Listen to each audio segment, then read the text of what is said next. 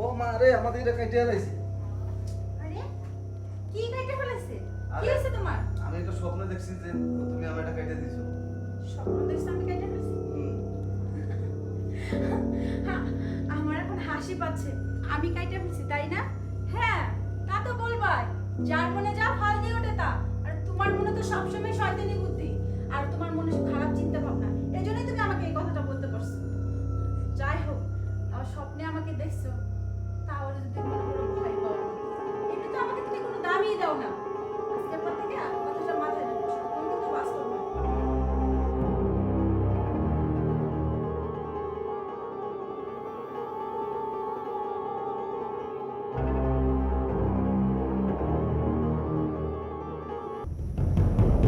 এই দাঁড়াও।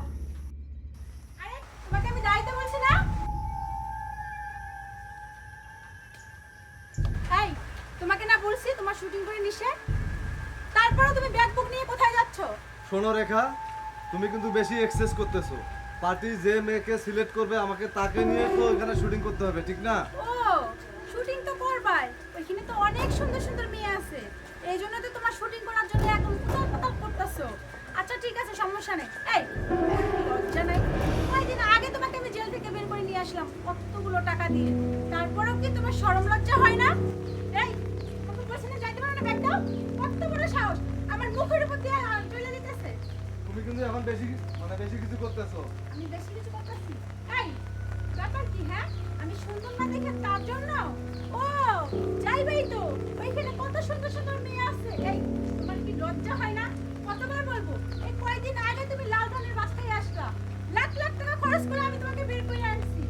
এই আমি তোমার জন্য কি না করছি? আমি তোমার জন্য আমার পরিবার ছেড়ে দিছি। আমি তোমার বহু কথা শুনছি, এখন আমি আর তোমার কোনো কথা শুনবো না। আর তোমারে বিয়ে করে আমার জীবনটাই শেষ। আর আমার বন্ধু বান্ধবরা ঠিকই বলে। দাও এখন আমার ব্যাগ দাও, আমি শুটিংয়ে যাবো। আমি বলছি না ব্যাগ দিব না?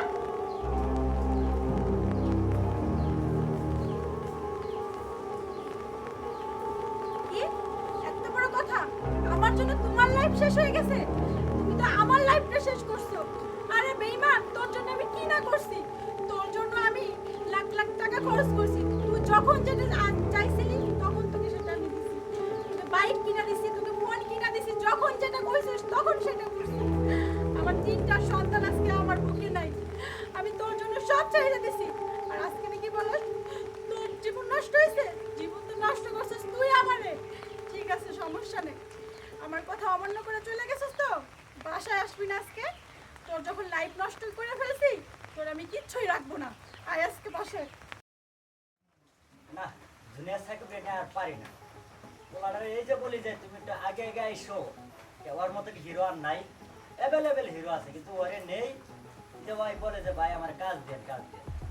না আর পারি না। কাকা এদিকে আসেন তো। আমাদের চা দিয়ান দুইটা। আমাদের রং সাইডিয়ান লেবু চিপে দেন। আর শুনেন, আমাদের ফটো স্যার আছে যে ওনাকে একটা কপি দিয়ে, হ্যাঁ? মায়ের স্বপ্ন পূরণ। গল্পটা কিন্তু কি? আমার পছন্দ নাই জীবনে। আসসালামু আলাইকুম ভাই। গল্প তো স্যার ভালোই বুঝাইতেছেন নায়িকারে। নায়ক কোথায়? না না স্যার, নায়ক চলে আসতেছে, একটু লেট হইতেছে আর স্যার। আসলে আপনারা আমি বুঝাই পারলাম না। এই যে আমি কতবার বললাম আপনি একজন সুনামধন্য একজন পরিচালক। জি স্যার। আমি সেই বিশ্বাসে প্রোডিউস করতেছি, জি স্যার। কারণ ভালো গল্প দরকার। আপনার অনেক গল্প আমি দেখছি, সেই গল্পগুলো মার্কেটে অনেক হিট। সেই শুভাকাঙ্ক্ষিতে আমি আপনারা নাটক করতে দিয়েছি। জি। তো আপনি এমন একটা হিরো নিছেন, আজকে 3 দিন শুটিং চলতেছে, 3 দিনই লেট।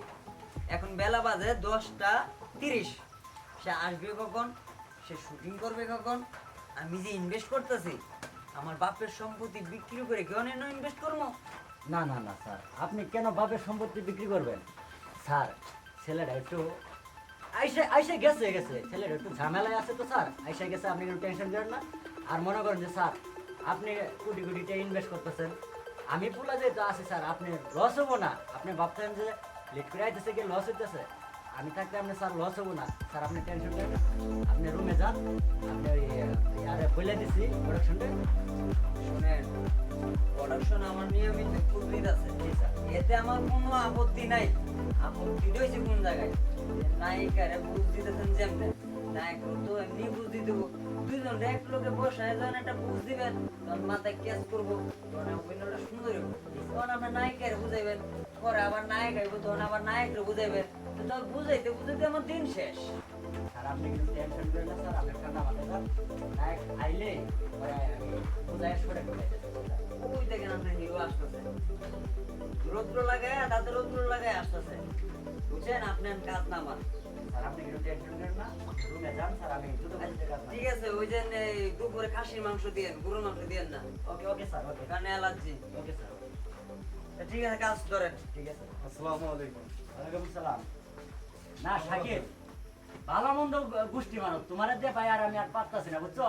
তুমি বুঝো না, প্রডিউসার যে টাকা যে ইনভেস্ট করতেছে, উনি কি 2 টাকা কামড়ে লাগে না? উনি কি এখানে পিকনিক খুলে বসে যে আমাদের শুধু এই টাকা দেয়াই যাবো দেয়াই যাবো? ভাই আমি কি যে বলবো, আমি অনেক সমস্যার ভিতরে আছি। আমি বাসার থেকে সকালে অনেক সমস্যার ভিতরে পড়ে আমি আছি। শুধু আপনার শুটিং করার জন্য আমি আসছি। যদি অন্য কারো শুটিং হইতো তাহলে আমি আজকে আসতাম না। একটা পর্যন্ত আনতে দেয় নাই। আমি একটু অবস্থার ভিতরে আছি। ভাই এটা কেমন নায়িকা? হাই। হ্যাঁ হ্যাঁ, এটা আজকে তোমাদের শুটিং এর নায়িকা। হয়েছে আগে স্ক্রিপ্টটা বুঝো। ও আচ্ছা ঠিক আছে। বলেন।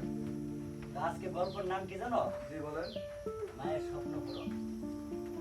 ঠিক আছে, এখন তোমার অভিনয় হচ্ছে যে এটা তোমার নায়িকা, ঠিক আছে? ভাই নায়িকা তো অনেক সুন্দর ভাই। আচ্ছা যাই হোক, নায়িকা সুন্দর জানো, সাকিবের জন্য তো সুন্দর নায়ক না আনি, নায়িকা না আনি, তাহলে কি হবে? ওকে 3টা বোকারে ছেলে ওটাই নিয়ে যেতে চাই। জি এখন পরে বলবো যে বাঁচাও বাঁচাও, জি। তখন তুমি দৌড়ায় যাবা, হ্যাঁ পরে পরে যায় বাঁচাইবা। তারপর? তুমি কি বাইক করতে পারবে না? জি জি অবশ্যই পারবো। ওকে ভাই সাকিব, তাহলে আমরা এখানে আর সময় নষ্ট করি না, এমনি অনেক টাকা প্রডিউসারের লস হইতেছে, তো আমরা শুটিং এ ঢুকি, ঠিক আছে? আচ্ছা ঠিক আছে ভাই, তাহলে ওকে চলেন। আচ্ছা হ্যাঁ, আমি কি এই কস্টিউমে থাকবো নাকি চেঞ্জ করবো? আরে না না সময় নাই, এই ক্যামেরাম্যান, এই প্রোডাকশন চালু করে ঢুকো ঢুকো, প্রডিউসারে আমারে বইকে সিরিয়া বলাইতেছে।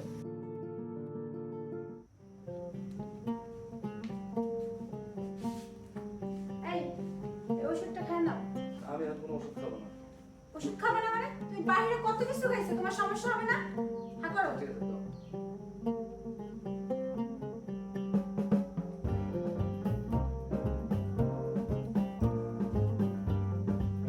আচ্ছা তুমি শুয়ে পড়ো, আমি গ্লাসটা রেখে আসতেছি।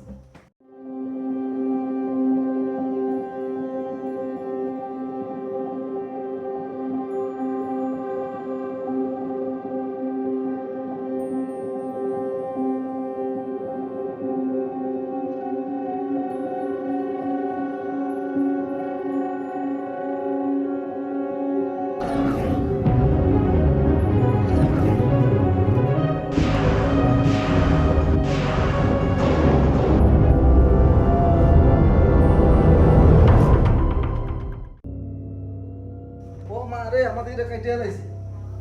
আরে কি কাইটে ফেলেছে? কি আরে, হয়েছে তোমার? আমি একটা স্বপ্ন দেখছি যে তুমি আমার এটা কাটিয়ে দিছো। স্বপ্ন দেখছো আমি কাইটে ফেলেছি? হ্যাঁ, আমার এখন হাসি পাচ্ছে। আমি কাইটে ফেলছি তাই না? হ্যাঁ তা তো বলবাই, যার মনে যা ফল দিয়ে ওঠে তা। আর তোমার মনে তো সবসময় শয়তানি বুদ্ধি, আর তোমার মনে সব খারাপ চিন্তা ভাবনা, এই জন্যই তুমি আমাকে এই কথাটা বলতে পারছো। যাই হোক, তাও স্বপ্নে আমাকে দেখছো, তাহলে যদি মনে করো ভয় পাও না। এমনি তো আমাকে তুমি কোনো দামই দাও না। আজকের পর থেকে কথাটা মাথায় রাখো, স্বপ্ন কিন্তু বাস্তব না।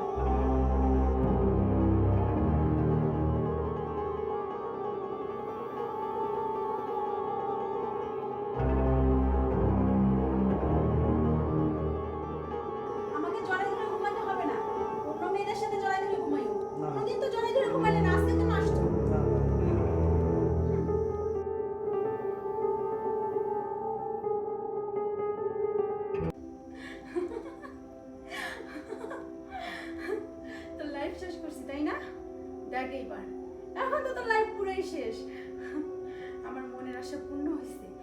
মেয়েদের সাথে শুটিং করিস, এখন সুন্দর সুন্দর মেয়েদেরকে যে হাত ধরিস, গালে কিস খাস। তুই কি বলছিলি আমার জন্য নাকি তোর জীবনটা শেষ হয়ে গেছে, তাই না?